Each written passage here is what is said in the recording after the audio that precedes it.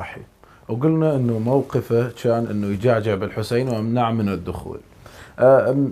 ما الذي دفع الحر الرياحي الى تغيير موقفه تجاه الامام الحسين؟ الحر الرياحي كان شخصية فذة وله وزن كبير جدا، وكان زعيم قبيلة رياح اللي هي من بني تميم.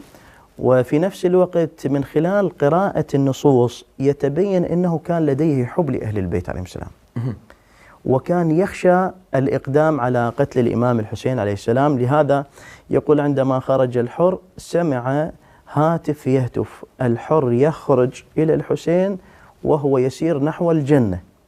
يقول قلت أنا أي جنة أسير لها وأنا راح أقتل ابن بنت رسول الله؟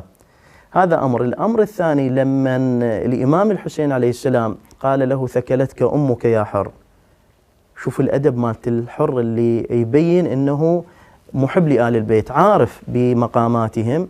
قال له يا أبا عبد الله لو أن غيرك قال لي هذا الكلام لأثكلت به أمه، ولكن كيف أرد عليك وأمك فاطمة الزهراء جيد عليه السلام. الحر الرياحي. الأمر الثالث جيد أنه هو لما الحسين قال له صلي بأصحابك وأنا أصلي بأصحابي، قال له لا أنت تقدم ونحن نصلي خلفك. جيد. الحر، نختم بهذا السؤال لهذه الحلقة. الحر الرياحي ما الرسائل الأخلاقية والإنسانية اللي يبعثها من خلال تغيير موقفه من معسكر الشر إلى معسكر الخير؟ هنا هي موقف وعي وبصيرة عند الحر الرياحي كما ذكرنا، أنه يعرف مصير من يقتل الإمام الحسين عليه السلام.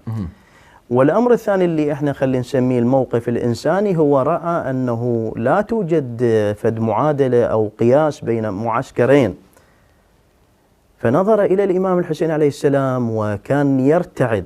لذلك هذا اللي كان بقربه قال له لو قيل لي من أشجع أهل الكوفة ما عدوتك، لكن حالتك مريبة.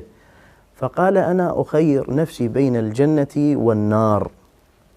إذن الرجل كان يبدو أنه عنده دين وعنده قيم ومبادئ، فكان أكو صراع نفسي أدى به أن يختار طريق الحق وطريق الجنة والوقوف بجانب الإمام الحسين عليه السلام.